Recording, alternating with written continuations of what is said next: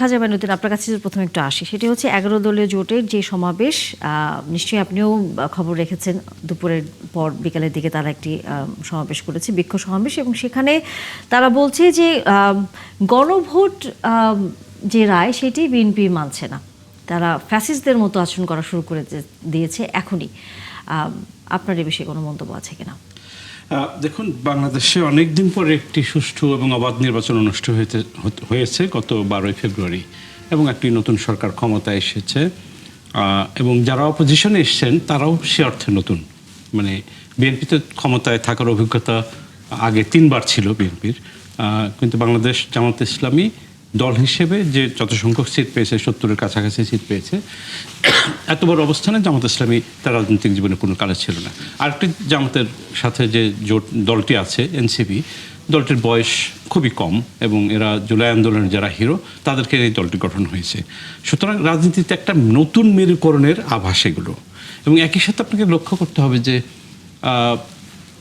দলগুলো তার ভিন্ন ভিন্ন অবস্থান শো করার জন্য কিছু কার্যক্রম তাদের দিক থেকে থাকবে। এখন সমস্যাটি হয়েছে কি, জুলাই সনদ এবং জুলাইয়ের চেতনা নিয়ে রাজনৈতিক দলগুলোর মধ্যে কিছু কিছু ভুল বোঝাবুঝির জায়গাও তৈরি হয়েছে। ধরেন BNP as a political party কিন্তু বলেনি যে আমরা জুলাইয়ের চেতনা ধারণ করি না বা জুলাই সনদ আমরা মান্য করছি না, কিন্তু কার্যক্রমের দিক থেকে কিছু ভিন্ন মত তৈরি হয়েছে। ফর এক্সাম্পল, বিএনপি বলেছে আমরা সংবিধানের সাথে সাংঘর্ষিক এরকম কিছু জায়গায় যাব না, সংবিধানের আলোকে জিনিসগুলো করার চেষ্টা করব। আবার জামাত ইসলামী বা এনসিপি বলছে যে যেহেতু গণভোটে গণরায় এসেছে এবং চেতনা সকলে সাইন করেছে, এগুলো দ্রুত করতে হবে। এটার মধ্যে রাজনৈতিকভাবে ভিন্নতা আছে, কোনো সন্দেহ নাই, কিন্তু একই সাথে সাংঘাতিক রকমের ভিন্নতা আছে সেরকমও না। আপনাকে এই জিনিসটার এই প্রক্রিয়ার মধ্যে খেয়াল রাখতে হবে যে দীর্ঘদিন যে দ্বিমেরু রাজনীতি গড়ে উঠছিল বিএনপি ভার্সাস আওয়ামী লীগ, সেই একটি মেরু কিন্তু ভেঙে গেছে 5ই আগস্টের গণবিপ্লবের কারণে। ফলে আওয়ামী লীগ নাই, একটি রাজনৈতিক শূন্যতাও এই জায়গা থেকে আছে। সুতরাং একটা আমি বলবো যে রাজনৈতিক শূন্যতা পূরণের একটা প্রসেস বাংলাদেশে চলছে। আর একটা হলো ডেমোক্রেসি হিসেবেও আমরা যেটা অনুসরণ করে আসছিলাম, বারবারই ডিসরাপশন হয়েছে। 1973 সনে ইলেকশন নিয়ে যদি সমস্যা থাকলে একটা নির্বাচনের ব্যবস্থা গড়ে উঠছিল, 75 সনে বাকশালে সেটা শেষ হয়, আবার সামরিক শাসন আসে 75-এ, তারপর আবার যখন 79-এ ডেমোক্রেটাইজেশন প্রসেস শুরু হয়, 82 সনে এরশাদ ক্ষমতা দখল করে সেটা 9 বছরের জন্য শেষ হয়ে যায়। আবার 91 সনে একটি রাজনৈতিক গণতন্ত্র আইন প্রক্রিয়া শুরু হয়, সেটা 111-এর মাধ্যমে এক ধরনের ডিসরাপশন ঘটে, এবং তার ফলে আমরা 17 বছরের মোটামুটিভাবে একটা ফ্যাসিবাদী ব্যবস্থা দেখেছি। সুতরাং আজকের যে গণতন্ত্রের যাত্রা, এটা কিন্তু এক অর্থে নতুন যাত্রা। এখানে ট্রায়াল অ্যান্ড এরর, কিছু টেনশন থাকবে। এটা একদিক থেকে হয়তো আমাদের এক্সপেকটেশন অনেক বেশি রাজনৈতিক দলগুলোর কাছে। অফকোর্স অপোজিশন এবং পজিশন যারা আছেন তারা একসাথে জুলাই সনদ বাস্তবায়ন রিফর্মগুলো করলে অবশ্যই ভালো হতো, কিন্তু এখনো রাজনৈতিক সংকটের মতো কিছু আমি দেখছি না। কিছু আপনি দেখছেন না। ব্যারিস্টার নাসরিন সুলতানা মিলি, আপনার কাছে একটু আসি, আপনাদের কেন মনে হচ্ছে বিএনপি গণভোটের রায় মানছে না? ধন্যবাদ। এখানে আমার মনে হয় স্পেসিফিক্যালি আমাদের দল থেকে এভাবে বলা হয়নি যে বিএনপি গণভোটের রায় মানছে না, বাট গণভোটটা কি? গণভোটটা হলো সেই ভোট সেদিনই হয়েছে যেদিন কিন্তু বিএনপি সরকার গঠনের জন্য যে পরিমাণ ভোট দরকার ছিল, সেই ভোটের মাধ্যমে তো একই দিনে তো গণভোট হয়েছে। সুতরাং আপনি আমাদের যে গণভোটের যে রায়টা এসেছে জনগণ থেকে, সেই রায়টাকে যদি ইমিডিয়েটলি আমরা অ্যাকসেপ্ট না করে নেই, তাহলে কিন্তু সরকার গঠন যে ভিত্তিতে হয়েছে সেই ভিত্তিটা কিন্তু দুর্বল হয়ে যায়। সুতরাং গণভোটটাকে আমার মনে হয় গণভোটে জনগণের যে রায় ছিল হ্যাঁ পক্ষে, জুলাই সনদের পক্ষে, সেই জায়গাটাকে সমুন্নত করাটা হলো সবার ফার্স্ট স্টেপ হওয়া উচিত। এখানে আমার মনে হয় মানুষ একটু ভয় পাচ্ছে, কারণ আমরা দীর্ঘ সময় দেখেছি যে জনগণের সাথে প্রতারণা করা হয়েছে। এই জন্য যখন গুমের মতো একটা সেন্সিটিভ ইস্যুতে গুম যে অধ্যাদেশটা, সেটাকে যখন এখনই মানে এই ইয়ার মাধ্যমে করা হচ্ছে না, তখন মানুষ ভয় পায় যে আমাদের কি আবার আমরা কি সেই হাসিনার আমলে ফেরত যাব কিনা। এই জন্য আমার মনে হয় যে এই যে ওনার ব্যারিস্টার নওশাদ জামির ভাই যেটা বলেছেন যে BNP must show that they are very willing to do what the people expect them to do. So এই যে সেখানেই তো willingness টা যদি প্রশ্নটি একটু যে দেখাতে পারে। আপনাদের কোথায় মনে হচ্ছে যে এখানে বিএনপির কোনো ধরনের আগ্রহের জায়গাটা কম, কারণ সংসদ শুরু হয়েছে মাত্র এবং এই সরকারের বয়স 1 মাস মাত্র পেরিয়েছে এবং এটি নিয়ে সংসদে আলোচনাও হচ্ছে। জুলাইয়ের বিষয়ে বিএনপি বারবার নিজের অবস্থান পরিষ্কার করেছে, তারপরেও আপনাদের আসলে শঙ্কার জায়গাটি কোথায়? আমি বলি যে এই যে অধ্যাদেশগুলো এগুলোর সময় হলো আপনার সংসদ শুরু হওয়ার পরে 30 দিন। আপনি 30 দিনের মধ্যে যদি এগুলাকে ইনকর্পোরেট না করা হয় তখন এটা ল্যাপস হয়ে যায়। তো গুমের যে অধ্যাদেশটা, ধরেন আমি যেটা সবচেয়ে বড়টা যেটা সেটার ব্যাপারে বলি, অনেকগুলো অধ্যাদেশের ব্যাপারে ডিসেন্ট নোট অফ ডিসেন্ট দেওয়া হয়েছে, বলা হয়েছে যে 16টা অধ্যাদেশ যে পরে এটাকে আরো রিফাইন করে দেওয়া হবে। তো রিফাইনের মধ্যে গুমের ওখানে লেখা একটা জায়গায় বিএনপি নিজস্ব নোট আছে, আপনার সংসদীয় নোট, যে আপনার রাষ্ট্রীয় নিরাপত্তার কারণে যদি ধরে রাখা হয় তাহলে এটা গুম বলে গণ্য হবে না। তো এখন তো হাসিনার আমলেও কিন্তু রাষ্ট্রীয় নিরাপত্তার দোহাই দিয়েই তো এগুলো করা হয়েছে। তো এই জন্য আমার মনে হয় মানুষ অথবা বিরোধী দল যারা আমরা তারা ভয় পাচ্ছি, আমরা সেটা নিয়ে কথা বলছি। এবং ভাই যে বললেন খুব ভেরি ওয়েল সেইড যে এটাতে খুব বেশি সংকট না, এটা একটা ডেমোক্রেসির পার্ট। একটা সরকারি দল হলো একটা ডিসিশন নেবেন, বিরোধী দল যখন মনে করবেন যে ডিসিশনটা ওনারা পুরোটা সাপোর্ট করতে পারছেন না, তারা সেটা নিয়ে এটা প্রতিবাদ করবেন। এটাই হলো ডেমোক্রেসির সৌন্দর্য, যেটা আমরা গত 17 বছর দেখিনি। এখন আমরা দেখে হঠাৎ করে হয়তো আমাদের কাছে মনে হচ্ছে যে খুব বিরোধিতা হচ্ছে। আমার মনে হয় এটা খুব বিরোধিতা না, এটা হলো আপনার ডেমোক্রেসির সৌন্দর্য। খুব বিরোধিত না আপনি বলছেন, কিন্তু যে এখানে জোটের পক্ষ থেকে আন্দোলন এবং বিক্ষোভ মিছিল হয় আসলে সেটাই কতটা বিরোধিতা সে জোরালো না, আপনি কি তাই মনে করেন হেলেন জেরিন খান? ধন্যবাদ আপনাকে, ধন্যবাদ দর্শক শ্রোতাদেরকে এবং সহ আলোচক হিসেবে যারা এসছেন তাদের প্রত্যেকেই। দেখুন, আপনি যে বিশেষটা যে কোন জায়গাটায় আসলে বিএনপিকে আপনারা সন্দেহ করছেন কিংবা আপনারা আস্থায় নিতে পারছেন না, এটা আমার মানে যে এবি পার্টির যে এসেছেন তার কাছে প্রশ্ন করেছেন। আমি যদি ওইটা সূত্র ধরে বলি, এটা হয়েছে কি, আমার মনে হয় কি বিএনপি সম্পর্কে এখন যে তরুণরা তাদের একটা মানে তারা আসলে দীর্ঘ 17 বছর, অথবা 17 বলবো না, 18 প্রায় 19 বছর হতে চললো, এমন একটা সময়ের মধ্যে দিয়ে তারা বড় হয়েছে। এই জায়গায় যে একটা সুন্দর রাজনীতি ছিল, একটা গণতান্ত্রিক মানে রাজনৈতিক প্রক্রিয়া ছিল, সেটার সাথে তারা আসলে কোনোদিন তাদের পরিচয়ই ঘটে নেই। মানে আমি দেখেন পার্লামেন্টে এখন কিন্তু ম্যাক্সিমাম যারা নির্বাচিত হয়েছে তাদের মধ্যে থেকে আপনি দেখবেন তরুণদের সংখ্যাটা অনেক বেশি। সেটা আমাদের দলে বলেন অথবা জামাত ইসলামী বলেন অথবা অন্যান্য যারা এনসিপি তো একেবারেই তরুণ।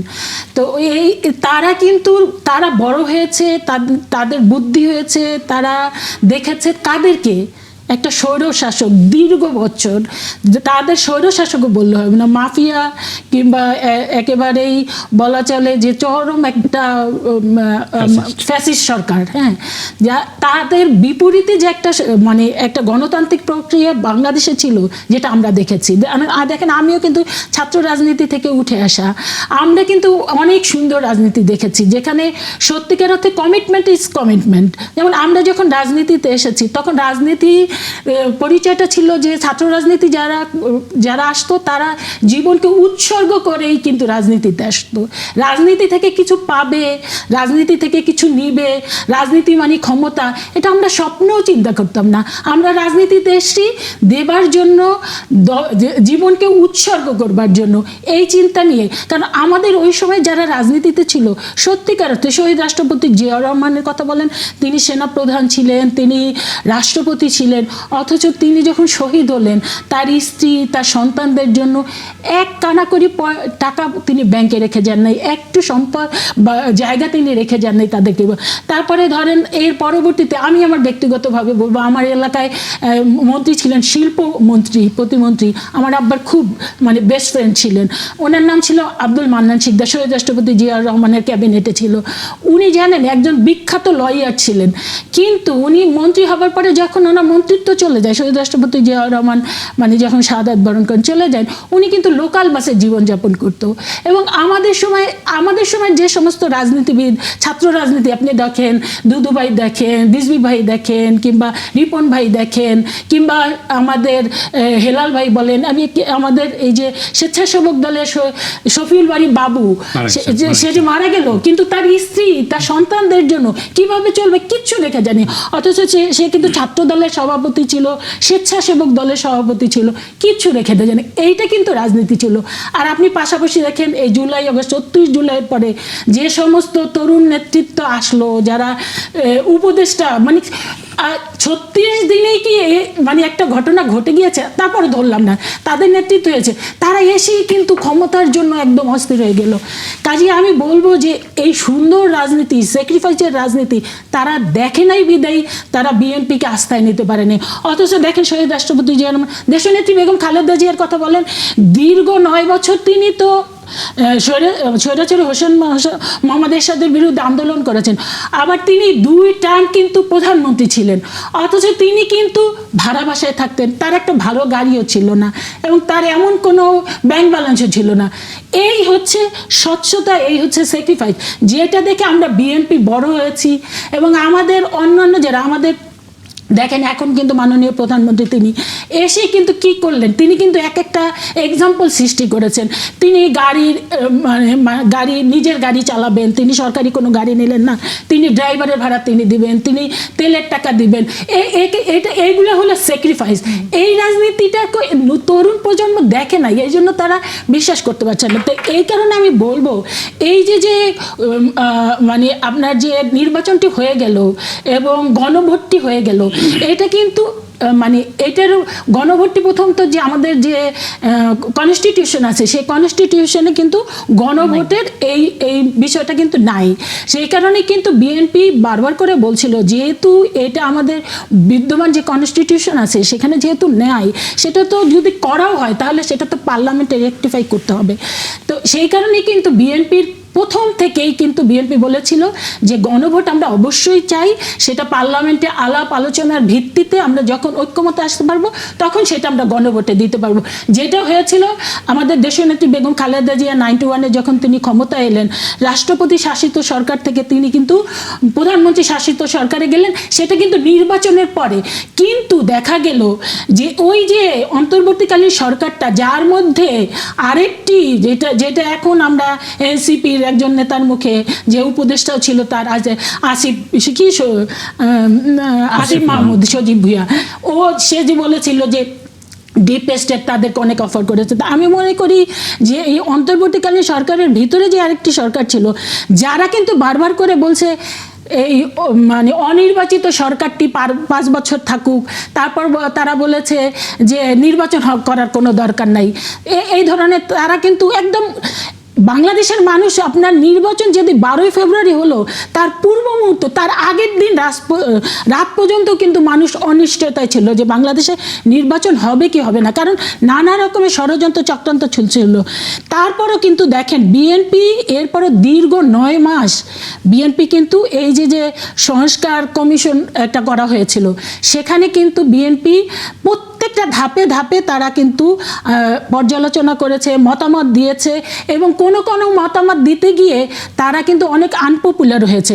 বিএনপিকে সেই থেকেই কিন্তু বলা হয়েছিল যে বিএনপি সংস্কারের বিপক্ষে একটা দল। অথচ দেখেন বিএনপি হচ্ছে সেই দল সবচাইতে ভয়ঙ্কর অবস্থায় দাঁড়িয়েও বিএনপি 31 দফা দিয়েছিল, যখন জামাত ইসলাম 2014 সাল থেকে বাংলাদেশে নাই হয়ে গিয়েছিল, জামাত ইসলামের কোনো অস্তিত্ব ছিল না। আর এনসিপি বলতে তো কোনো কিছুই ছিল না। এনসিপি সবাই তো দেখা গিয়েছে ছাত্রলীগের সাথে একত্রে একাকার হয়ে তারা কিন্তু হলগুলোতে থেকেছে, ইউনিভার্সিটিতে পড়াশোনা করেছে, অথচ ছাত্রদল কিন্তু পড়াশোনা করতে পারে নাই, হলগুলোতে যেতে পারে না, বিশ্ববিদ্যালয়ের ক্যাম্পাসের ভিতরে গেলেই তাদের মাথা ফাটিয়ে দিয়েছে, ধরে পুলিশের কাছে দেওয়া হয়েছে। তারপরও কিন্তু বিএনপি দিনের আলোর মতো স্পষ্ট, যা কিছু করবে তারা কিন্তু কখনো মানুষের, কারণ বিএনপি সবসময় তো গণতন্ত্রের পক্ষে, নির্বাচনের পক্ষে। আপনি আজকে যদি কমিটমেন্ট ঠিক না রাখতে পারেন, 5 বছর পরে তো আপনার জনগণের কাছে যেতেই হবে। তখন জনগণ তো বলবে তোমরা তো কথা দিয়েছিল, তোমরা তো কথা রাখো নাই, তখন কিন্তু তারা আমাদেরকে ভোটটা দিবে না। তো সেই কারণে বিএনপি কিন্তু দেখেন শত অজনপ্রিয় হওয়ার পরেও নানা রকমের প্রোপাগান্ডা মুখামুখি হয়ে কিন্তু বিএনপি নোট অফ ডিসেন্ট দিয়েছে।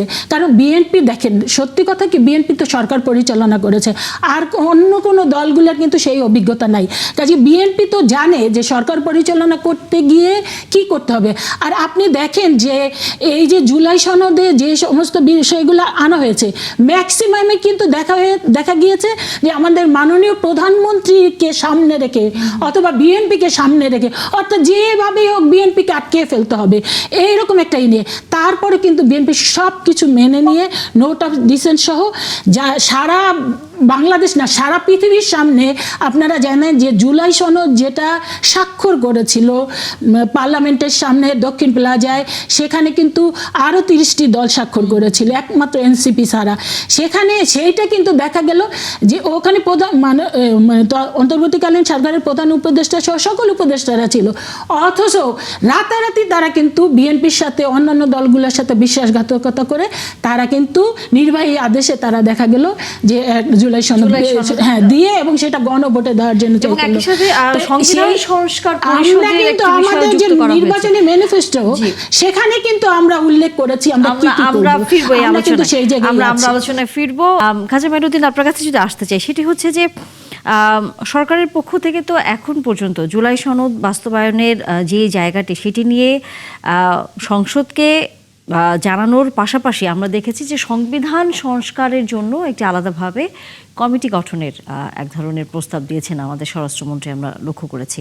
এবং সেখানে বলা হয়েছে যে সংসদে যারা প্রতিনিধিত্ব করছেন তারা প্রতিনিধিত্ব করতে পারবেন, অর্থাৎ সরকার, বিরোধী দল এবং একই সাথে বাইরের বিশেষজ্ঞরাও যদি এখানে যুক্ত হতে পারেন সেটি রাখা হবে সুযোগটি। আপনার কাছে কি মনে হয় সেই জায়গায় এরই মধ্যে বিরোধী দল থেকে কিন্তু বলা হয়েছে যে তারা হচ্ছে সেই বিশেষ কমিটিতে থাকবে, কিন্তু যখন সেটি পর্যালোচনা যেই করা হবে যে প্রক্রিয়ায় বা সেই কমিটি যখন কাজ করবে তখন তারা সেখানে থাকতে চান না? তাহলে আসলে বিষয়টা কেমন হলো? আমি আগে বলেছি যে দুঃখিত যে একটি নতুন গণতান্ত্রিক প্রক্রিয়া শুরু হয়েছে, সেখানে কিছু দ্বিধা, দ্বন্দ্ব, সন্দেহ, অবিশ্বাস থাকবে, এটা অমূলক কিছু না। কিন্তু এই সংসদের শুরু থেকে ডে ওয়ান থেকে আমি বলবো, শপথ নেওয়ার দিন থেকে সরকার এবং বিরোধী দলের মধ্যে কিছু বিষয়ে, এই যে সাংবিধানিক সংস্কার, জুলাই সনদ, এই সমস্ত বিষয়ে যে ভিন্নতাটা ডে ওয়ান থেকে লক্ষ্য করা যাচ্ছে বা যে পলিটিক্যাল স্ট্যান্ড নিয়েছেন দুই পক্ষ, এটা না নিলে ভালো হতো। কারণ হচ্ছে সরকার হিসেবে বিএনপি কিন্তু শুধু বিএনপি না, বিএনপি একটি রাজনৈতিক দল, আবার বিএনপি একটি সরকার। ফলে বিএনপি রাজনৈতিকভাবে আগে যে অবস্থান নিয়েছিল, সরকার আসার পর বিএনপির যে হুবহু সেই অবস্থান থাকবে এটা মনে করার কোনো কারণ নাই। কারণ হচ্ছে শুধু এখানে বিএনপি ডিকটেট করে না, এখানে আমাদের ভূমিকা থাকে, ক্ষমতার একটা নিজস্ব ডায়নামিক্স আছে, ক্ষমতার চারপাশে কিছু মানুষ গড়ে ওঠে, কিছু সুবিধাভোগী মানুষ গড়ে ওঠে, এবং যেটাকে আমরা ডিপ স্টেট বলি। ডিপ স্টেট বলার সাথে সাথে আমরা কেউ কেউ মনে করি যে ডিপ স্টেট মানে শুধু intelligence, DGFI, NSI. Deep state মানে তো শুধু তা না, ডিপ স্টেট মানে এর বাইরে সিভিল ব্যুরোক্রেসি থাকে। তারপরে আমি যদি খুব র ল্যাঙ্গুয়েজে বলি, রাজনৈতিক নেতাকর্মী, বিশেষ করে যারা মন্ত্রী থাকেন বা ক্ষমতাসীন থাকেন, তাদের চামচারা থাকে, তারা ডিপ স্টেটের পার্ট। এবং আরেকটা ভয়ঙ্কর গ্রুপ থাকে ডিপ স্টেটে, সেটা খুবই পাওয়ারফুল থাকে, যেটাকে অলিগার্কি বলি আমরা। শেখ হাসিনার সময় যারা সবচেয়ে পাওয়ারফুল ছিল, সালমান রহমান, গং ইত্যাদি ইত্যাদি। এবং তারা যেহেতু তাদের কাছে টাকা থাকে, তারা টার্ম ডিকটেট করে। তাদেরকে আপনি invisible forces in every country, আমেরিকাতেও আছে, ইন্ডিয়াতেও আছে, বিভিন্ন দেশে আছে। সে এই যে অলিগার্কিক্যাল ফোর্স, তাদেরও সে থাকে, সংস্কার কতটুকু সে হতে দিবে, কতটুকু হতে দিতে চায় না, সে নানাভাবে ইনফ্লুয়েন্স করার চেষ্টা করে। সুতরাং ব্যাপারটি কিন্তু সরকারে আসার সাথে সাথে জটিল হয়ে যায়। সুতরাং আমার প্রথম বক্তব্য হচ্ছে, সরকার বিরোধী দলের প্রথম দিক থেকে যে ভুল বোঝাবুঝিগুলো ক্রিয়েট করা হয়েছে, এটা না করলে ভালো হতো, তাহলে স্মুথ হতো। আর 2 নম্বর হচ্ছে, বিরোধী দল অনেকগুলো ইস্যু পেয়ে গেছে বাই দিস টাইম। এইটা বিএনপি দল হিসেবে কতটা রাজনৈতিকভাবে চিন্তা করে করেছে আমি জানি না। সংস্কার নিয়ে জুলাই ধরনের ইস্যু পেয়েছে বলে আপনারা? জুলাই সনদ নিয়ে, সংস্কার নিয়ে বিএনপি যে স্ট্যান্ড নিয়েছে, সেটা সাংবিধানিক ফ্রেমওয়ার্কের মধ্যে বারে বারে বলার চেষ্টা করা এবং একটি আমলাতান্ত্রিক প্রসেসের ইঙ্গিত বহন করে।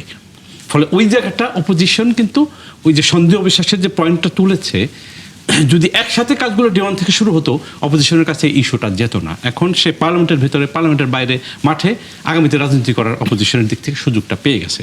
সুতরাং এই অবস্থা মেনে নিয়ে কিন্তু আমাদের এখন আলোচনার ব্যাপারটা থাকতে হবে, যেখানে পার্লামেন্টে অপোজিশন একটু সুবিধাজনক অবস্থা আছে এই ইস্যুতন্ত্র, এই কারণে যে অপোজিশন বলছে যে আমি সুবিধাজনক হলে আমি আলোচনা এতটুকু থাকবো, না হলে আলোচনাটা থাকবো না। এটা একটা।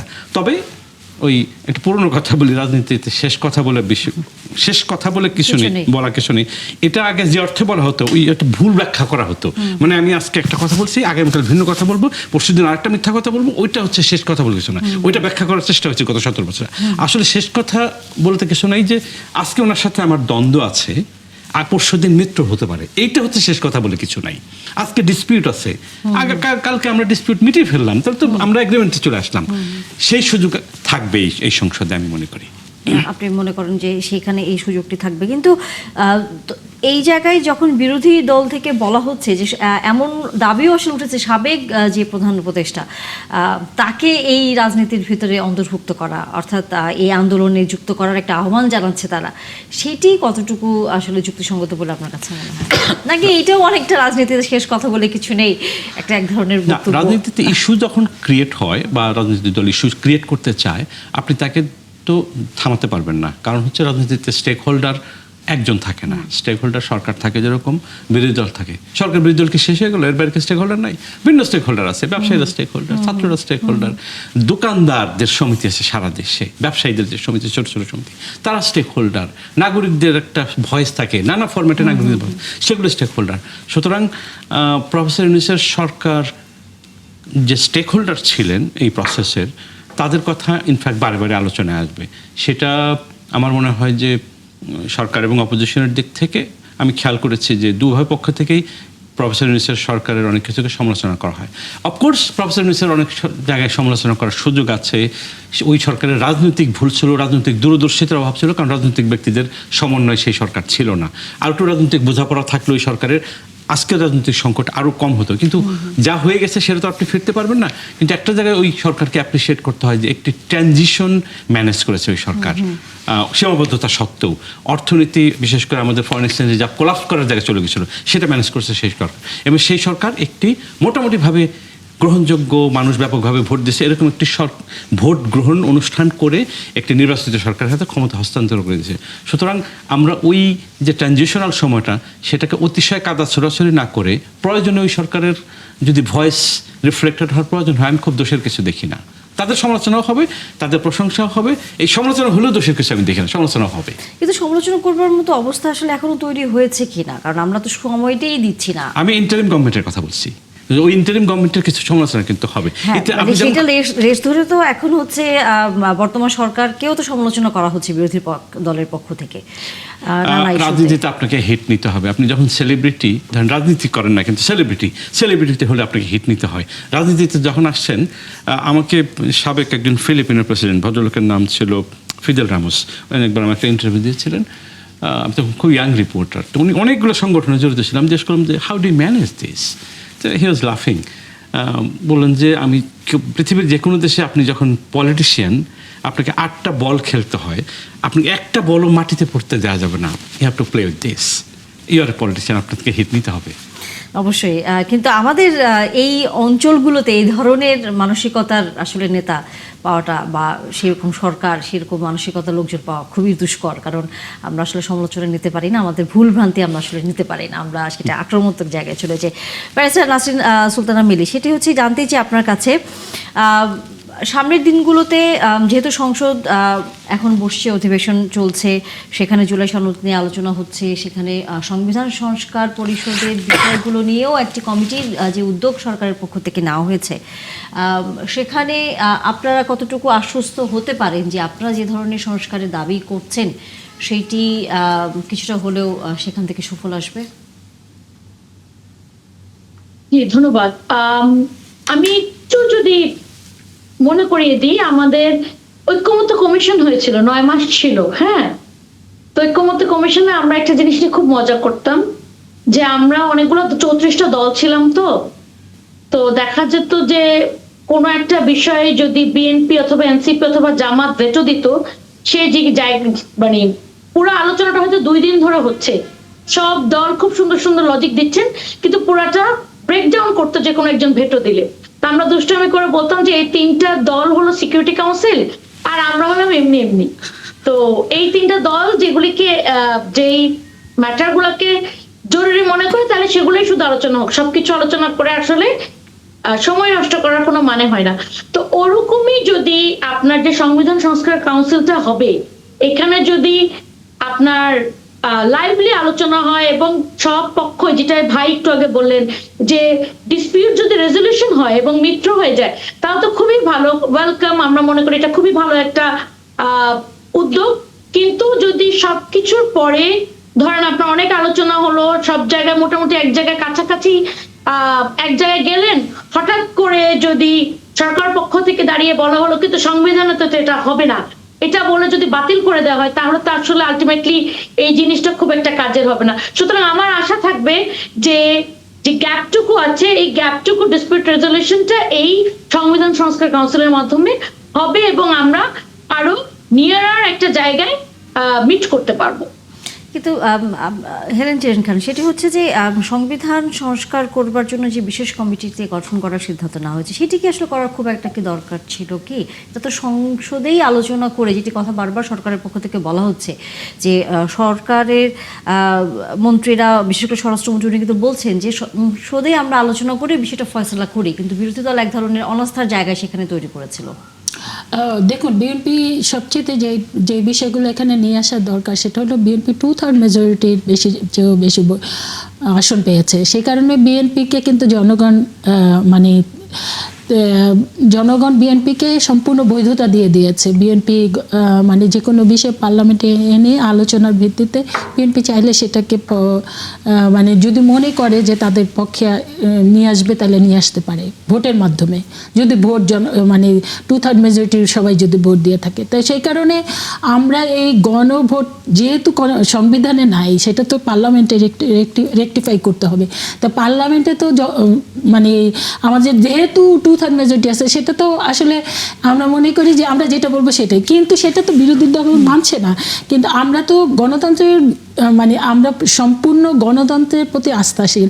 আমরা আমাদের মাননীয় প্রধানমন্ত্রী যেটা বলেছেন যে মানে আমি যারা আমাকে ভোট দিয়েছে এবং যারা ভোট দেন এবং যারা ভোট দিতে জানে সবারই প্রধানমন্ত্রী আমি। তা আমরাও মনে করি যেহেতু আমরা সরকারে আছি, বিরোধী দলও তো সরকারের একটা পার্ট, যেটা ভাই বলেছিলেন।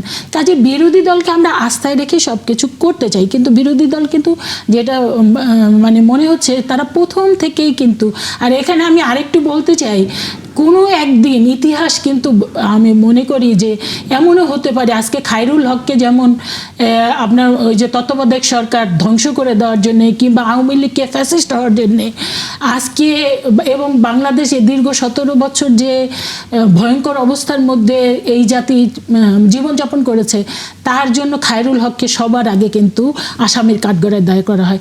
আমি মনে করি অন্তর্বর্তীকালীন সরকারটিও যেই কাজটি করেছে, যদি কোনো কারণে আপনি মনে করেন যে আমি এটা বলতে চাই না, কারণ দীর্ঘ 17 বছর আজকে যারা আপনার পার্লামেন্টে আছে, সেটা সরকারি দল বলেন কিংবা বিরোধী দল বলেন, সবাই কিন্তু এই 17 বছরে মিলেমিশে একাকার হয়ে ফ্যাসিস্টদের বিরুদ্ধে আন্দোলন করেছে, সংগ্রাম করেছে, প্রত্যেকেই নির্যাতনের শিকার হয়েছে।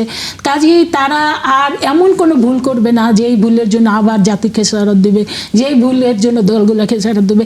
তারপর আমি মনে করি যে কোনো কারণে হলে এই জন্য কিন্তু এই অন্তর্বর্তীকালীন সরকারটি আসামের কাঠগড়ায় দাঁড় হবে। দেখেন, দীর্ঘ 9 মাস আলাপ আলোচনা করে তারপরে আমরা প্রথমেই শুনেছি অন্তর্বর্তীকালীন সরকারের প্রধান উপদেষ্টা কিন্তু বলেছিলেন, আপনাদের নিশ্চয়ই মনে আছে, তিনি বলেছিলেন জুলাই সনদ সেটাই হবে, যে আমরা প্রত্যেকটা বিষয় নিয়ে আসবো, যে বিষয়গুলা আলোচনার ভিত্তিতে সব দল ঐক্যমত হবে, সেই ঐক্যমতের ভিত্তিতে যেটা হবে সেটা হবে জুলাই সনদ। আর যেটাতে আমরা দলগুলো ঐক্যে যেতে পারবে না সেগুলো যার যার ম্যানিফেস্টোতে দিয়ে দিবে, এটা কিন্তু তিনি বলেছিলেন। কিন্তু আমরা দেখতে পেলাম যে সেখান থেকে কিন্তু তারা সরে গেলেন, এবং সরে গিয়ে তারা তো নানা রকমের গল্প কাহিনী করেছেন। একটা নির্বাচনের ডেট দেওয়ার জন্যই তারা কিন্তু অনেক প্রায় বছরের মতো, 1 বছরের মতো সময় নিয়েছেন। তো এগুলো কিন্তু করেছেন। সর্বশেষ দেখেন সব দলগুলা স্বাক্ষর নিলেন, তারপরে তিনি গণভোটে যেটা দিলেন, সেই গণভোটে যে আদেশ, সে আদেশটাও তো যে প্রেসিডেন্ট যে দিবেন সেটাও কিন্তু তার দেওয়ার কোনো রাইট নেই। মানে পদে পদে কিন্তু মানে কি বলবো, অরাজকতা করে যাওয়ার জন্য পদক্ষেপগুলো দেওয়া হলো। সেই জায়গা থেকে এখন মানে জাতীয়তাবাদী দল কিংবা বিএনপি কিংবা আমাদের সরকার চেষ্টা করছে সকলকে নিয়ে। সেই কারণে এই যে সংবিধান সংস্কার কমিশন যে নতুন কমিটি, সেটার কথা বলা হয়েছে। আমাদের মাননীয় স্বরাষ্ট্রমন্ত্রী প্রস্তাব রেখেছেন, তবে বিরোধী দলের পক্ষ থেকে বলছিল 50-50, মানে সমান সংখ্যক। তো সেটা তো সম্ভব না, কারণ পার্লামেন্টের আনুপাতিক হারেই হয়তো বা কমিটি যদি রাজি হয় তাহলে যে কোনো সময় বসে গিয়ে আলাপ আলোচনার ভিত্তিতে, এটাই তো আসলে গণতন্ত্রের বিউটি। আপনার পক্ষে বিপক্ষে থাকবে, বিরোধী দল যৌক্তিক আলোচনা মানে প্রেশার সবসময় সরকার তারা বলেছে সেই কমিটিতে তারা থাকবে, কিন্তু যখন হচ্ছে এই প্রক্রিয়াটি যাচাই বাছাই হবে বা আলোচনা হবে তখন তারা সেখানে থাকতে চায় না। এইটাই তো সমস্যা,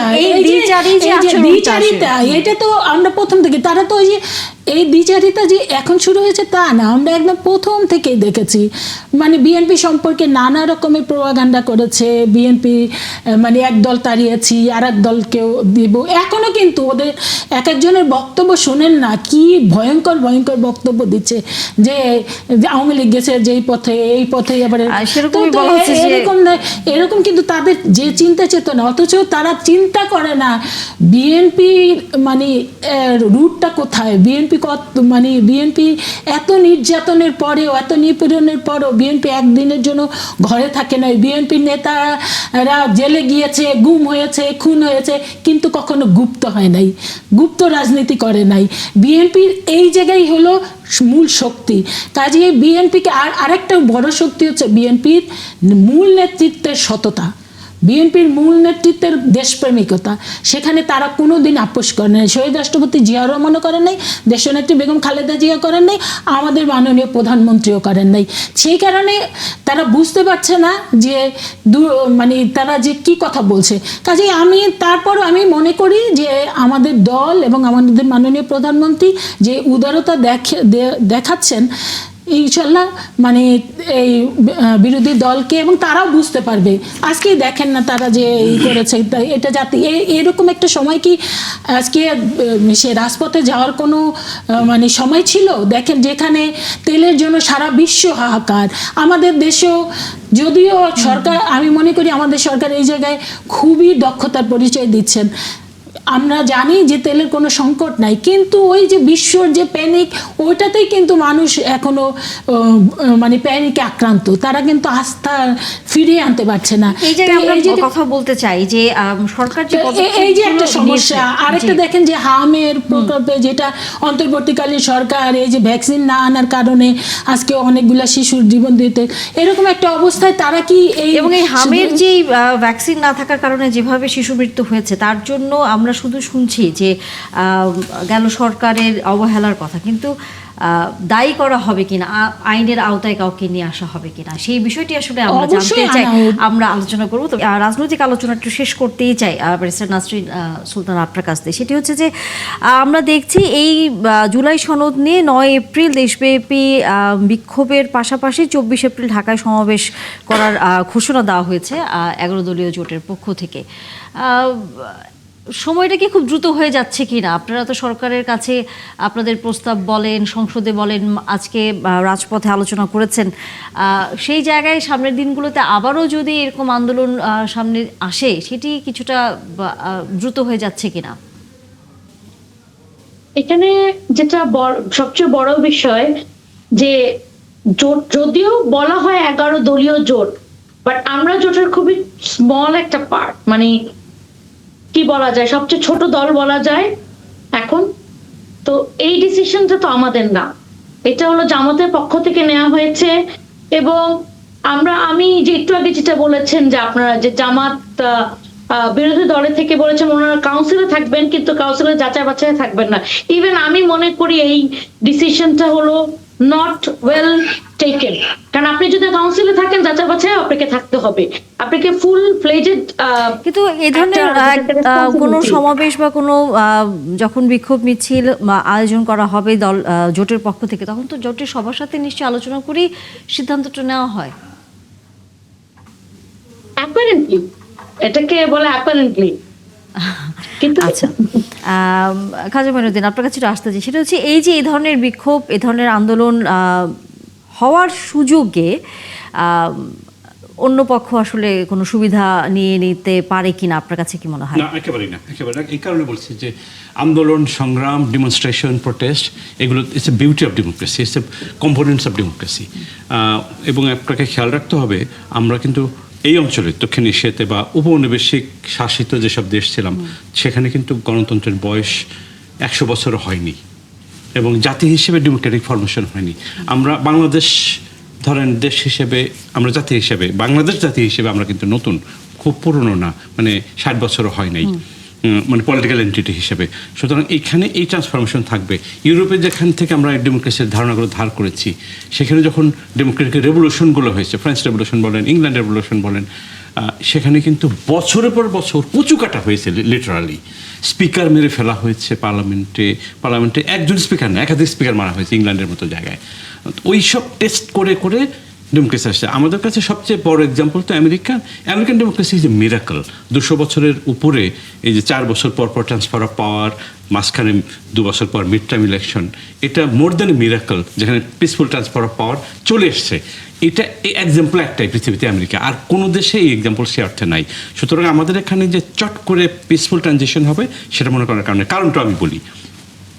5ই আগস্টে এটাকে আপনি নানাভাবে ব্যাখ্যা করতে পারেন যে মানুষ রাস্তায় নেমে আসলো, তার আগে এক মাসের মতো একটা ফাইট হলো, সেটা নানা ধরনের রক্তাক্ত ফাইট হয়েছে, কোনো সন্দেহ নেই। নর্মাল ফাইট করে সাংবিধানিক কাঠামোর মধ্যে শেখ হাসিনাকে বিদায় করা যায়নি, রক্তাক্ত ফাইট রাস্তায় হতে হয়েছে, তরুণরা বুকের রক্ত ঢেলে দিয়েছে। সে অবস্থায় শেখ হাসিনা যে বিদায় নিয়েছে, কনস্টিটিউশন মেনেও বিদায় নেয়নি, অনেকে কি পদত্যাগপত্র এখনো খুঁজে বেড়ায়। যে প্রেসিডেন্ট, ওই যে আশরাফ ঘানি কিংবা ইরানের রেজা শাহ পাহলভি যারা পালিয়ে গেছে, তাদের কি পদত্যাগপত্র কেউ খুঁজেছে নাকি? পদত্যাগপত্র ইররিলেভেন্ট। রাষ্ট্রপ্রধান কিংবা প্রধানমন্ত্রী কোনো দেশ থেকে পালিয়ে গেলে ওটা অটোমেটিক্যালি পদত্যাগের বিষয় থাকে না। সুতরাং 5ই আগস্ট যে কোটি জনতা রাস্তায় নেমে আসলো, এই যে জনতা রাস্তায় নেমে আসলো, এটা একটা ম্যান্ডেট, ওটা একটা ইলেকশন। কারণ হচ্ছে মানুষ তার ভয়েস বুঝিয়ে দিয়েছে যে আমরা এইটা চাই, শেখ হাসিনা চলে গেছে, আমরা এই পজিশন চাই। ওইটি মানুষ, কোটির জনতা রাস্তায় নেমেছে, কিন্তু প্রসেসটা তো পিসফুল ছিল না। সুতরাং মানুষের যে প্রত্যাশা, সেই প্রত্যাশা নোট ডাউন করা হয়নি 5 তারিখে। জুলাই আন্দোলনটা সফল হয়েছে উইদাউট এনি ডিক্লারেশন। সাধারণত একটা ডিক্লারেশন থাকে, সেই ডিক্লারেশন করতে আনফর্চুনেটলি 1 বছর লেগেছে, এবং ঘষা মাজা করে মানুষের প্রত্যাশা আদৌ ছিল কি ছিল না, জোর করে চাপিয়ে দেওয়া, কিছু বানানো, শব্দের গাঁথনি, নানা কায়দায় একটা জুলাই ঘোষণা দেওয়া হয়েছে। আমি জুলাই ঘোষণাকে মোটেও ছোট করে দেখছি না, কিন্তু মানুষের যে 1 বছর আগের যে প্রত্যাশা, তার প্রোটেস্ট, তার আবেগ অনুভূতির সেই রিফ্লেকশন কতটা হয়েছে, সেখানে প্রশ্ন থেকেই যায়। সুতরাং মানুষের প্রত্যাশা যখন কোনো জায়গায় রিফ্লেক্টেড হয় না, তখন সেটা আনমেট থেকে যায়। ধরেন আমেরিকার যে ডেমোক্রেসি এখনকার যাত্রাও, সেটাকে আমেরিকান প্রেসিডেন্ট নিক্সন বলেছেন যে আনফিনিশড রেভলিউশন। সুতরাং আমাদের ক্ষেত্রেও 5ই আগস্টের যে যাত্রা শুরু হয়েছে, সেটার একটা মানুষের একটা ম্যান্ডেট আছে, সেই ম্যান্ডেটকে ট্রান্সফর্ম করতে হয় ইলেকশন দিয়ে, শান্তিপূর্ণ মাধ্যমে সংসদে নিতে হয় সেটা। আমি আরেকটা এক্সাম্পল দিয়ে বলি। সংসদে যেদিন আপনি বাজেট পেশ করা হয়, আপনি দেখবেন লেখা আছে মঞ্জুরি দাবি। কে কার কাছে দাবি করছে? কিসের মঞ্জুরি দাবি? রাষ্ট্রপতি এই যে সংসদের কাছে দাবি। হু ইজ দ্য সংসদ? এই 300 জন কি তাদেরকে অ্যাবসোলুট অথরিটি দেওয়া হয়েছে? এই 300 জন বাংলাদেশকে, নারীকে পুরুষ, পুরুষকে নারী বানিয়ে ফেলবে, যাকে ইচ্ছা মেরে ফেলবে, যাকে ইচ্ছা টাকা দেবে, যাকে ইচ্ছা টাকা কেড়ে নেবে, এই অধিকার কি দেওয়া হয়েছে? এই 300 জন না। এই 300 জন হচ্ছে 18 কোটির প্রতিনিধি। রাষ্ট্রপতির পক্ষে প্রধানমন্ত্রীর ডকুমেন্ট হিসেবে অর্থমন্ত্রী পার্লামেন্টে দাবি পেশ করেন যে আমি সরকার পরিচালনার জন্য বাংলাদেশের জনগণের কাছে ট্যাক্স চাচ্ছি এবং বাংলাদেশের জনগণের জন্য এই উন্নয়ন ফেরিস্তি আমি দিচ্ছি। এটা না, কিন্তু যে সরকার পাস করবে। আন্দোলনগুলো এখন হচ্ছে বিরোধী দলের পক্ষ থেকে করা হচ্ছে, সেখানে অন্য কোনো পক্ষ কোনো ধরনের আপনি সুযোগ সুবিধা কারো আসলে- ডেমোক্রেটিক অধিকার নিয়ে তার মুভমেন্টের সময় নিয়ে সেই জায়গায় প্রশ্ন তুলতে পারেন, সময় নিয়ে প্রশ্ন তুলতে পারেন, কিন্তু অধিকার নিয়ে প্রশ্ন তোলা তুলনায় এটা সেখানে হচ্ছে পতিত ফ্যাসিস্টদের ফিরে আসার ক্ষেত্রে বিএনপির একটি ভূমিকা আছে বলে মনে করে বিরোধী দলের বিভিন্ন নেতা কর্মীরা। এর মধ্যে বিভিন্ন জায়গায় তারা বক্তব্য দিয়েছে যে বিএনপির নানা রকম এই আচরণগুলোর মাধ্যমে এবং বলা যায় অনেকটা তাদেরকে ইগনোর করার মাধ্যমে এরা সুযোগে হয়তো ঢুকে যাচ্ছে। দেখেন, বিএনপির প্রতিষ্ঠাতা শহীদ রাষ্ট্রপতি জিয়াউর রহমান ছিলেন বহুদলীয় গণতন্ত্রে বিশ্বাসী, এবং সেই কারণে বিএনপি কিন্তু প্রথম থেকেই কিন্তু বিএনপি কোনো দল নিষিদ্ধ হওয়ার পক্ষে ছিল না, এবং বিএনপি সেটাতেই বিশ্বাস করে। কিন্তু তারপরও যেহেতু অন্তর্বর্তীকালীন সরকার একটি দলের মানে কার্যক্রম স্থগিত রেখেছে, বিএনপি কিন্তু সেই জায়গাতেই আছে, সেখানে কিন্তু কোনোই করে নেই। আর বিএনপি যেটা আপনি যদি বলেন, এই যে আমির হামজাকে নিয়ে নারী, আপনারা জানেন যে নারী দুজন না তিনজন নারী পার্লামেন্ট মেম্বারকে নিয়ে যেই ধরনের কুরুচিপূর্ণ সে বক্তব্য রেখেছে, কিংবা এর আগেও তো তার প্রত্যেকটা কথা দিয়ে দুর্গন্ধ বের হয়। তো সেই আমির হামজা নিজে তার ইউটিউবে সে নিজে বলছে আমার ফ্যামিলি আওয়ামী লীগ করে, আমি আওয়ামী লীগ করি, এটা। তো সেই আমির হামজাকে তারা নমিনেশন দিয়েছে না, সে পার্লামেন্টে আসছে না। তারপরে আপনি যান রংপুর কাদের এরিয়া ছিল, আওয়ামী অধ্যুষিত এরিয়া ছিল না। খুলনা বেল যান, আওয়ামী অধ্যুষিত এরিয়া না। তো এই জায়গাগুলোতে তো জামাত ইসলাম সিট পেয়েছে, তা বিএনপিকে কেন ব্লেম দিচ্ছে? তো এইগুলো হলো কি কথার জন্য কথা, মানে বিরোধী দল বলতে হবে, সরকারি দলকে চাপে রাখতে হবে। আমি মনে করি ওই যেটা ভাই বলেছেন যে এটা গণতন্ত্রের বিউটি, আমার মনে হয় সেই ধরনেরই বক্তব্য। বিএনপি সত্যিকার অর্থেই বিএনপি যেটা হলো যে দেশে শান্তি চাচ্ছে, দেশের মানুষের উন্নয়ন, দেশের মানুষের ভাগ্যের পরিবর্তন চাচ্ছে। এই জন্য বিএনপি এবং গণতান্ত্রিক ধারার ভিতর দিয়ে, যেমন ধরেন আমরা যে মব কালচার, এবং আমরা শুনেছি যে এই 16-17 মাসে যে ধরনের মব কালচার হয়েছে, যে ধরনের বিশেষ করে দেখা গিয়েছে যে এইগুলা মাজারগুলা যেভাবে ভাঙা হয়েছে, কথায় কথায় যে কোনো নেতার বাড়ি গিয়ে আক্রমণ করা হয়েছে। এই জায়গা থেকে বিএনপি প্রথমত আইন শৃঙ্খলার চরম উন্নতি করতে চায়। বিএনপি ধরেন আমাদের যে নিত্য প্রয়োজনীয় দ্রব্যমূল্য সেটা যাতে যত কম মূল্যে জনগণ কিনতে পারে সেই জায়গায় কাজ করতে চায়, এবং বিএনপি অর্থনৈতিকভাবে একটা রেভলিউশন করতে চায়। সেই কারণে এই যে ফ্যামিলি কার্ড বলেন, এই যে আগামীতে দিবে কৃষক কার্ড, এবং দেখেছেন যে ধর্মীয়, সেটা মুসলমান হোক, হিন্দু হোক, বৌদ্ধ হোক, খ্রিস্টান হোক, যে ধর্মীয় গুরুরা আছে কিংবা মানে ধর্মের যারা বিভিন্ন দিক নির্দেশনা দিয়ে থাকে, তাদেরকেও কিন্তু নানা রকমের সুযোগ সুবিধা দেওয়া হয়েছে। তা বিএনপি কিন্তু সেই জায়গাতেই মনোনিবেশ করতে চায়, এবং সেই জায়গায় আমাদের বিরোধী দলও কাজ করুক সেটা চাচ্ছে।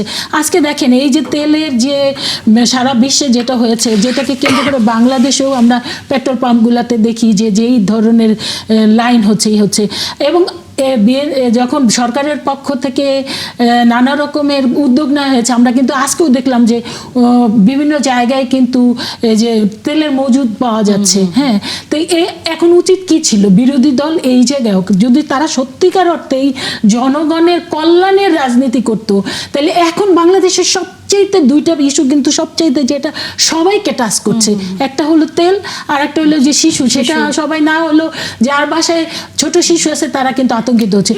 এই জায়গায় ব্যারিস্টার নাসরিন সুলতানা মাহমিলি, আপনার কাছে প্রশ্ন, সেটি হচ্ছে আপনারা যখন এর আগে ক্ষমতায় আসার আগে, যখন নির্বাচনের আগে আমরা সবসময় দেখতাম বিরোধী দলের পক্ষ থেকে বা জোটের আপনারা যারা একসাথে আছেন তারা বলতেন যে জনগণের যেই আকাঙ্ক্ষা, জনগণের যেই নানা সামাজিক সমস্যা, সেগুলো নিয়ে আলোচনা করবেন।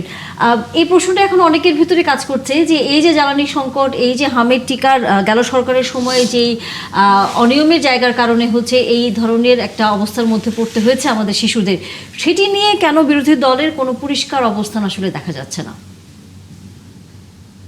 এটা আমি বলবো যে বিরোধী দলের অবশ্যই এটা ফেইলিয়ার, এটা মানে আমাদের হয়েছে কি, আমাদের রাজনীতিতে না আমরা নিজেদের ফেইলিয়ার গুলো রেকগনাইজ করতে চাই না, বাট আমি চাই আমরা এটা দিয়ে শুরু করি যে বিরোধী দল হিসেবে এখন, হ্যাঁ জুলাই সনদটা খুবই ইম্পর্টেন্ট, বাট আমাদের নিত্যদিনের যে ইস্যুগুলা সেগুলো খুবই ইম্পর্টেন্ট। এই যে জ্বালানি তেলের যে ব্যাপারটা, সরকার থেকে বলা হচ্ছে যে কোনো সংকট নেই, কিন্তু আমরা দিনের পর দিন দেখছি, এবং আমরা এটা নিয়ে জ্বালানি তেল নিয়ে মানে পাম্পে 3টা মৃত্যুর ঘটনাও দেখেছি। সুতরাং এই সংকটটা তাহলে কেন হচ্ছে সেগুলো নিয়ে আমাদের বিবৃতি যাওয়া দরকার ছিল, আমাদের কর্মপরিকল্পনা থাকা দরকার ছিল, এবং বিশেষ করে যে হামের যে আউটব্রেকটা, এটা এই বাংলাদেশে যেন শুধু হচ্ছে তা না, ইংল্যান্ড থেকে শুরু করে আমেরিকা অনেক দেশে এই হামের আউটব্রেকটা হচ্ছে। এই মিজেস আউটব্রেকটা অ্যাকচুয়ালি কি কারণে হচ্ছে, গত বছর কেন প্রপারলি ভ্যাকসিনেটেড করা হলো না, এবং এটার জন্য কে দায়ী, এবং দায়ীদেরকে প্রপার আইনের আওতায় এনে সেইখানে একদম দৃষ্টান্তমূলক শাস্তি দেওয়া হোক, যেন সামনেও কেউ এরকম সাহস না করে। এই রকম পদক্ষেপগুলো আসলে আমাদের নেওয়াটা এখন একটা খুবই জরুরি হয়ে গিয়েছে, এবং যদি আমরা সময় মতো সেই পদক্ষেপগুলো নিতে না পারি তাহলে জনগণ তো দেখছে, জনগণ তাহলে দেখবে বিরোধী দল হিসেবে আমরা পিছিয়ে পড়ছি। একই সাথে আপনারা বরাবরই বলে থাকেন যে আওয়ামী লীগকে ফিরিয়ে আনার ক্ষেত্রে বিএনপি আসলে সহযোগিতা করছে, কেন আপনাদের তাই মনে হয়?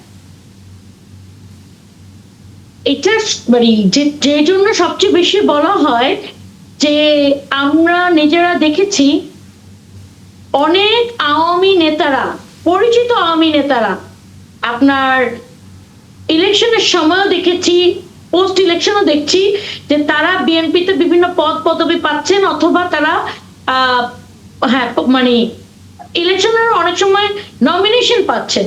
তো এগুলি আসলে এইটা দেখেই হয়তো বলা হচ্ছে যে সুযোগ দেওয়া হচ্ছে, এটা তো দেওয়া উচিত না। পদবি দিয়ে দিচ্ছেন কোথায়? মানে এরকম দু একটা এক্সাম্পল দেখ। আমি তো একটা এক্সাম্পল দিলাম, যেমন আমির হামজা যেটা করেছে, যাকে নমিনেশন দেওয়া হয়েছে, সে কিন্তু আওয়ামী লীগেরই কথা সে নিজেই বলেছে, ইউটিউবে ঘুরে বেড়াচ্ছে। কিন্তু আমরা কিন্তু বরঞ্চ আমরা বলতে পারি যে জামাতের মধ্যে, জামাত তো গুপ্ত অবস্থায় থেকে ছিল, জামাতের শিবিরে যারা আছে তারা কিন্তু সে ছাত্রলীগের, এখনও কিন্তু আপনারা যে দেখবেন যে তারা ছাত্রলীগের সাথে থেকে, অনেকে বলে তো যে হেলমেট বাহিনী যেটা, এটা ছাত্রলীগই ছিল মূলত। তো সেটা না থাকলেও যে সাদেক কায়েম কিংবা তার মানে জিয়ে যে হয়েছে ফরহাদ, তো ওদের কিন্তু এখনো কিন্তু আমরা এই দেখতে পাই, হাসনাত আবদুল্লাহ, সারজিৎ তো পদই ছিল।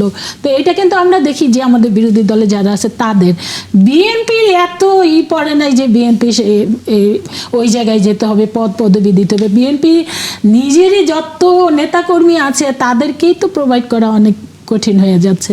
তো আমি মনে করি না যে এই ধরনের। তারপরেও আমি যেটা বলতে চাই যে আমরা কি বলি, সবসময় বলি যে আওয়ামী লীগের, এটা হলো আমাদের বক্তব্য যে আওয়ামী লীগে যারা অন্যায় করেছে, আওয়ামী লীগে যারা অত্যাচার করেছে, নির্যাতন করেছে, নিপীড়ন করেছে, কিংবা খুনের সাথে কিংবা টাকা পাচারের সাথে, মানে মোট কথা দীর্ঘ 17 বছর যারা অন্যায়কারী, যাদের বিরুদ্ধে অভিযোগ আছে, তাদের ব্যাপারে কোনো আপোষ নেই। কিন্তু আওয়ামী লীগের অনেক ভালো লোক আছে, যেমন আমার বাড়ি কিন্তু মাদারীপুর ওই এলাকা, তো আপনি জানেনই গোপালগঞ্জ মাদারীপুর ওই এরিয়ায় প্রচুর আওয়ামী লীগেরই আছে। তাই অসংখ্য ভালো লোক আছে। এখন কি তাদের সাথে কি আমরা কথা বলবো না? তারা আমার বাড়িতে আসলে কি বসতে দিব না? সেটা তো হয় না। ভালো লোকজন, এটা তো আমরা করতে পারবো না। কিন্তু কথা যে যারা অপরাধী তাদের ব্যাপারে কোনো কম্প্রোমাইজ নেই। এখন আপনি যদি বলেন যে আওয়ামী লীগের ভালো লোকজনদেরকেও আমাদের শাস্তি দিতে হবে, সেটা তো বিএনপি এর পক্ষে সম্ভব না।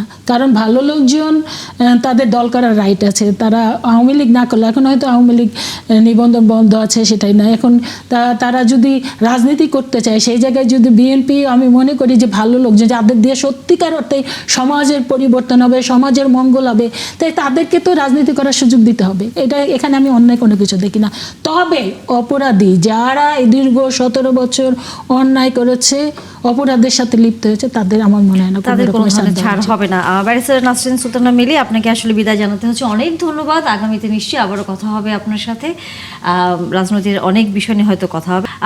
নানা খবরের ভিড়ে, রাজনীতি হোক, সামাজিক নানা বিষয়ের ভিড়ে হলেও ছোট করে কিছু কিছু খবর আসলে আমাদেরকে আনন্দ দেয়, সেটি হচ্ছে যখন খেলার খবরটি আসে বা বাংলাদেশে কোনো ধরনের ভালো কিছু ঘটনা ঘটে। সেরকমই খবর কিন্তু আমরা জানি যে সাফ অনূর্ধ্ব-20 ফুটবলে বাংলাদেশ দ্বিতীয়বারের মতো চ্যাম্পিয়ন হয়েছে এবং আজকে তারা মালদ্বীপ থেকে ফিরে এসেছে বাংলাদেশে এবং অভ্যর্থনার খবর আসলে কম বেশি আমরা জানি। আমাদের সাথে যুক্ত হয়েছেন জাহিদ হাসান এমএলএ, সাবেক ফুটবলার। অনেক ধন্যবাদ যুক্ত হয়েছেন, আপনাকে দেখেও ভালো লাগছে অনেকদিন পর, এবং অভিনন্দন। বাংলাদেশের ফুটবল অনূর্ধ্ব-20 তারা হচ্ছে জিতেছে, চ্যাম্পিয়ন হয়েছে দ্বিতীয়বারের মতো। এটি বাংলাদেশের জন্য অবশ্যই একটি গৌরবময় জায়গা এবং আমাদের মাননীয় প্রধানমন্ত্রী তিনি অভ্যর্থনা জানিয়েছেন এবং আমরা কিছুটা আনুষ্ঠানিকতাও আসলে কম বেশি দেখেছি যে ছাদ খোলা বাসে তাদের অভ্যর্থনা জানানো হয়েছে। যেটি আসলে জানবার আছে আপনার কাছে জাহিদ হাসান এমএলএ, সেটি আপনি যেহেতু মাঠের খবরটা আরও ভালো বলতে পারবেন। একটা সময় বাংলাদেশের খেলা বলতে ফুটবলই, আবাহনী মোহামেডান দুই ভাগে পুরো দেশ ভাগ হয়ে যেত, সেরকম একটি সময়ও আসলে গেছে বাংলাদেশের। এরপর হঠাৎ করেই দেখা গেল ফুটবল ধীরে ধীরে তার এই গৌরব জায়গাটি হারিয়েছে এবং এখন আসলে তলানিতে ঠেকেছে। আমরা নানা বছর নানা সময় উদ্যোগের কথা শুনেছি, আমরা টুর্নামেন্টের কথা শুনেছি, কিন্তু কখনোই আমরা আসলে জয় হয়তো বাদ, কিন্তু একটি দল 11 জনের যে একটি দল তৈরি করার জন্য সেই খেলোয়াড় তৈরি করা, সেই জায়গাটিও আমরা তৈরি করতে পারিনি। সেই জায়গায় যখন সাফ অনূর্ধ্ব-20 চ্যাম্পিয়ন হয় বাংলাদেশ দ্বিতীয়বারের মতো, অনুভূতিটা নিশ্চয়ই অন্যরকম। ধন্যবাদ আপনাকে আমাকে একাত্তর জানালে আমন্ত্রণ জানানোর জন্য। ডেফিনেটলি দেখেন, জয়টা যখন এগেনস্ট ইন্ডিয়া, তখন এই জয়টা কিন্তু আসলে সবকিছুর মাত্রা ছাড়িয়ে যায়। আপনি দেখেন, ইন্ডিয়া আমাদের জন্য সবসময় রাইভাল একটা দল। হ্যাঁ, এটা আমার হোল ক্যারিয়ার আমি যখন ইন্ডিয়ার সাথে খেলেছি সেটা কিন্তু আসলে অন্যরকম একটা এক্সাইটমেন্ট থাকবে এবং আপনি যখন ইন্ডিয়াকে হারিয়ে আসলে সাপের মতো শিরোপা জিতবেন, সেটার এক্সাইটমেন্ট কিন্তু নট অনলি প্লেয়ারদের, সারা বাংলাদেশের কিন্তু সবাই এটা আসলে এনজয় করছে আমরা। তো সেই জায়গা থেকে আমি বলবো যে প্লেয়ার অনূর্ধ্ব-20 দলের যে প্লেয়াররা যেটা করে দেখিয়েছে, আমি বলবো এটা দুর্দান্ত। এবং আপনি যদি দেখেন টুর্নামেন্টটা কিন্তু আমরা আনবিটেন ছিলাম, আমরা কোনো ম্যাচ হারিনি, প্রত্যেকটা ম্যাচই কিন্তু আমরা জয় দিয়ে শেষ করেছি। অ্যাট দ্য সেম টাইম আপনি যদি প্লেয়ারদের পারফরমেন্স দেখেন, আমি বলবো দুর্দান্ত করেছে তারা মাঠের ফুটবল। এবং আপনি যেটা বলেছিলেন যে আমাদের ফুটবল একটা বিশাল প্রাণের সঞ্চার তৈরি হয়েছে, যেটা বলেছিলেন যে একসময় মোহামেডান আবাহনীর আসলে দৌড়ত জাতীয় দল একসময় অনেক দাপট ছিল, বাট সেটা কিছুটা মলিন ছিল। বাট এই যুবারা, তারপরে সিনিয়র জাতীয় দল সবকিছু মিলিয়ে রিসেন্টলি আসলে আমাদের জাতীয় দলগুলি যেভাবে ভালো করছে, যে ইম্প্যাক্টফুল ফুটবল খেলছে, সেটা কিন্তু আসলে মানুষের ভিতরে অন্যরকম আশা দেখাচ্ছে। তো সেই জায়গা থেকে আমি বলবো যে এই ধরনের একটা সাকসেস, এই ধরনের একটা শিরোপা কিন্তু আমাদের ফুটবলকে সামনের দিকে এগিয়ে নিয়ে যাওয়ার জন্য অনেক অনুপ্রেরণা হিসেবে কাজ করবে। এট দ্য সেম টাইম এই অনুপ্রেরণা শুধুই কি কাগজে কলমে বা বক্তব্যে থাকে? আমাদের অতীত তো আসলে আমরা শুধু দেখি যে এরকম কাগজে কলমে বা বক্তৃতাই থাকে যে অনুপ্রেরণা হয়ে থাকবে, যারা ভালো করেছে তাদের জন্য আমরা সামনে অনেক কিছু করব, কিন্তু দিন শেষে সেরকম কিছু আসলে আমরা দেখতে পাই না, হারিয়ে যায় এই খেলোয়াড়গুলো। না, আমি আপনার সাথে একমত যে আমরা আসলে এর আগেও বহু শিরোপা জিতেছি, বাট যেটা হয়েছে যে আমরা এটাকে আসলে কনসিস্টেন্সি দেখাতে পারিনি। বাট আই হোপ আমাদের স্পোর্টস কেন পারেনি আপনার কাছে কি মনে হয় যে সরকারের পৃষ্ঠপোষকতার অভাব, মানে অভাবটা আসলে কিসে, নাকি খেলাধুলার প্রতি প্রজন্মের আগ্রহের জায়গাটি কমে গেছে নানা ধরনের, যেহেতু বহির্বিশ্বের সাথে আমরা এখন যোগাযোগ স্থাপন করতে পারছি, তারা অন্যদিকে আসলে মনোযোগ দিচ্ছে? টু বি অনেস্ট, আপনি যদি ফুটবলকে যদি এককভাবে চিন্তা করেন, football is huge investment game. হ্যাঁ, এখানে কিন্তু আসলে শর্টকাট উপরে যাওয়ার কোনো রাস্তা নেই। আপনি যেটা বলছেন, এখানে সরকারের সাপোর্ট, ফিফার সাপোর্ট, আমরা যারা জনগণ রয়েছে সবার সাপোর্টের মাধ্যমে কিন্তু আসলে ফুটবলকে আপনি সামনের দিকে নিয়ে যেতে পারবেন। আমি শুধু একটা এক্সাম্পল দেখেন, 4 বারের বিশ্বকাপ জয়ী ইতালি কিন্তু আবার বিশ্বকাপ খেলতে পারবে না। সুতরাং ফুটবলটাকে কিন্তু আপনি শর্টকাট রাস্তা দিয়ে কিন্তু আপনি উপরে যেতে পারবেন না। সুতরাং সেই জায়গায় হিউজ ইনভেস্টমেন্ট গেম, এখানে কিন্তু আপনার সরকারকে এগিয়ে আসতে হবে। অ্যাট দ্য সেম টাইম দীর্ঘমেয়াদী একটা প্ল্যান করে আগাতে হবে। আপনি দেখেন অনূর্ধ্ব-20 দলের যুবরাজ যে কাজটা করে দেখিয়েছে, এদেরকে যদি আসলে এদের পাইপলাইনটাকে যদি আমরা স্ট্রং করি, এদেরকে নিয়ে যদি আমরা একটা নেক্সট 5 ইয়ার্স বা 10 ইয়ার্স একটা দীর্ঘমেয়াদী প্ল্যান করি, স্ট্রংলি প্ল্যান করি, এরাই কিন্তু একটা সময় দেখবেন যে আপনাকে এশিয়া কাপ, ওয়ার্ল্ড কাপের মতো জায়গায় নিয়ে যাওয়ার জন্য করা উচিত বলে আপনার কাছে মনে হয়? দেখেন, প্লেয়ারদের ফ্যাসিলিটিস ইনশোর, আমরা যেটা সবসময় আমি একটা কথা বলি যে আমরা যে লেভেলে ফুটবল খেলছি, হ্যাঁ, এই লেভেলে খেললে কিন্তু আপনি সাফের ভিতরেই কিন্তু আপনি সাফ চ্যাম্পিয়ন হয়েছেন, এটা দুর্দান্ত। বাট আপনাকে কিন্তু এই গন্ডি পেরিয়ে আসিয়ান কান্ট্রি, মিডল ইস্ট, দেন এশিয়াতে যেতে হবে। এশিয়াতে যাওয়ার জন্য আসলে আমাদের যে প্ল্যানগুলি, লাইক আমরা যদি প্লেয়ারদের ফ্যাসিলিটিস ইনশিওর করি, তাদের ট্রেনিং সেশন, তাদের নিউট্রিশন, তাদের যাবতীয় যত ফ্যাসিলিটিস আছে সেগুলি যদি একদম হাইয়েস্ট লেভেলের আমরা ইনশিওর করতে পারি একটা দীর্ঘমেয়াদী, এবং আমরা সবসময় দেখেন এই টুর্নামেন্টগুলি যখন আসে তখন আসলে আমরা শুধু টুর্নামেন্টগুলি খেলি, বাট এর বাইরে কিন্তু যুবাদের তেমন একটা খেলা থাকে না। এবং ফ্রেন্ডলি ম্যাচ যদি আমরা স্ট্রং টিমের সাথে খেলতে পারি, একটা ভালো প্রিপারেশন নেওয়ার জন্য যদি আমরা বিদেশে গিয়ে ট্রেনিং সেশন করতে পারি, প্লেয়ারদের যদি একদম হাইয়েস্ট লেভেলের ফ্যাসিলিটিস ইনশিওর করতে পারি, তখনই কিন্তু আসলে আপনার আস্তে আস্তে সাকসেসটা আসবে, যেটা আমার কাছে মনে হয় যে আমাদের কিছুটা হলে অ্যাবসেন্স আছে। হেলেন জেরিন খান, আমরা দেখেছি মাননীয় প্রধানমন্ত্রীর এক ধরনের খেলাধুলার প্রতি নানা আগ্রহ আছে। তিনি এর আগের খেলা আমরা দেখেছি, তিনি মাঠে গিয়ে দেখেছেন তার মেয়ে সহ, এবং একই সাথে যখন প্রধানমন্ত্রী কার্যালয়ে ক্রিকেটের নারী ক্রিকেট দলের অধিনায়ক যখন কথা বলেছেন, তার সাথে তিনি এক ধরনের খুব বেশ শুভেচ্ছা বিনিময়ের পাশাপাশি তাকে অনেক উৎসাহ দিয়েছেন। যে কথাগুলো আসলে বারবারই আসছে, জনাব এমিলিও বলছিলেন যে সরকারের পৃষ্ঠপোষকতা এবং সেখানে খেলোয়াড়দের আসলে কি দরকার সেইটি বিবেচনা মাথায় রেখে পরিকল্পনাটা আসলে বাস্তবায়ন করা উচিত। সেই জায়গা থেকে বর্তমান সরকারের প্রতি তো আসলে সাধারণ মানুষের আগ্রহের এবং বলা যায় দাবি জায়গাটা অনেক বেশি। আপনার কাছে কি মনে হয়, কি ধরনের পরিকল্পনা নিচ্ছেন? প্রথমে অভিনন্দন জানাচ্ছি অনূর্ধ্ব 20 যে ফুটবল টিম, তারা চ্যাম্পিয়ন হয়ে আসলো তাদেরকে। আর মাননীয় প্রধানমন্ত্রী দেখেন, তিনি কিন্তু যেটা বলছেন যে অন্যান্য পেশার মতোই কিন্তু খেলাধুলাকেও একটা পেশা হিসাবে নিতে হবে।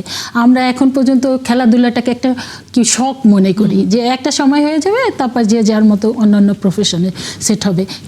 এটা না। আপনি উন্নত দেশগুলো দেখেন, পৃথিবীর বড় বড় ইউনিভার্সিটিগুলো দেখেন, অক্সফোর্ড বলেন, ক্যামব্রিজ বলেন, কিংবা MIT বলেন, ইভেন অন্যান্য যে ইউনিভার্সিটিগুলো আছে, সেখানে কিন্তু একটা আছে স্পেশাল, মানে তারা মানে অন্যান্য মেধার সাথে সাথে পাশাপাশি কিন্তু তারা এক্সট্রা কোয়ালিটি দেখে, সেখানে কে কোন খেলাধুলায় কত বেশি মানে ভালো করেছে সেইটাও কিন্তু এক্সট্রা হিসেবে তারা মূল্যায়ন করে থাকে। তা আমি মনে করি এখন পৃথিবী গ্লোবাল ভিলেজ, এখন আমরা যদি ওইভাবে আমাদের নতুন প্রজন্মকে এই খেলাধুলায় যদি আমরা ওই ধরনের সাপোর্ট দিতে পারি, তাহলে আমরা মনে করি এই যে খেলাধুলায় যারা ভালো করছে, কিংবা খেলাধুলায় এখন কি হয় যে ম্যাক্সিমামই দেখা যায় যে ও প্লেয়ারটা নিজের ইচ্ছা, নিজের একটা শখের কারণে সে কিন্তু ওই খেলাধুলায় আসছে। এটা যে ফ্যামিলি থেকে সাপোর্ট দেয়, এটা যে সরকার থেকে সাপোর্ট দেয়, সেটা কিন্তু পাচ্ছে না। সেইটা যখন পাবে, এরা আমাদের জন্য একটা অ্যাসেট হয়ে যাবে। এদের দ্বারা আমরা শুধু দেশে না, সারা বিশ্বে আমরা বিখ্যাত হব। অবশ্যই আমরা আসলে সেই প্রত্যাশা রাখতে চাই যে হয়তো আমাদের সকল খেলোয়াড়কে অ্যাসেট হিসেবেই তৈরি করবে বর্তমান সরকার। কাজে বুলেটিন শেষ করতে হচ্ছে। অনেক ধন্যবাদ আমাদের সময় দিয়েছেন হেলেন জেরিন খান আপনাকেও, এবং একই সাথে জাহিদ হাসান এমিলি আপনাকেও। নিশ্চয়ই আগামীতে আবারও কথা হবে। দর্শক, 71 জানুয়ারি শেষ করছি। ধন্যবাদ সাথে থাকার জন্য।